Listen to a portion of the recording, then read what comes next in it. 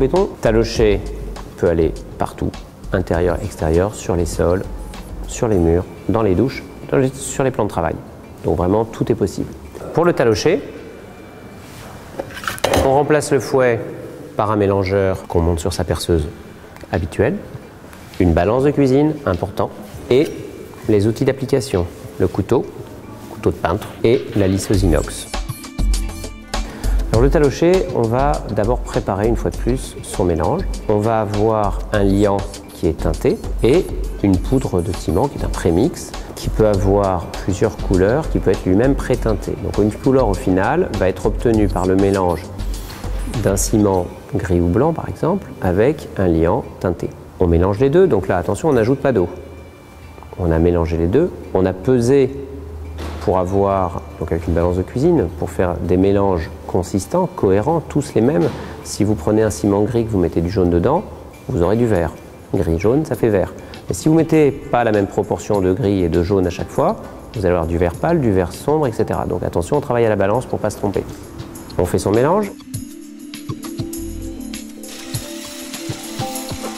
Et là, on utilise la lisseuse inox, une lisseuse et un couteau de peintre.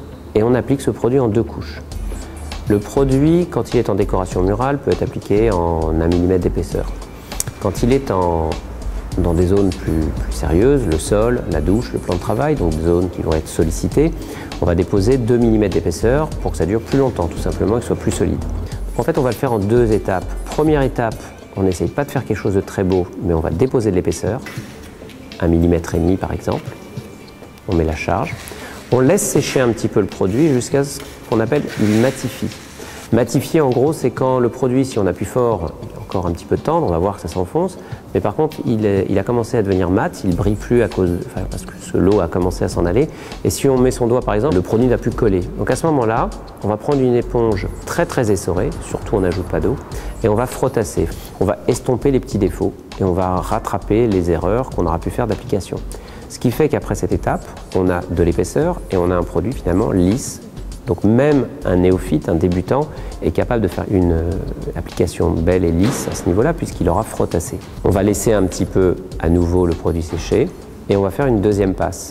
Cette deuxième passe, cette deuxième couche, on peut l'appliquer bien fine, bien serrée et on laisse sécher.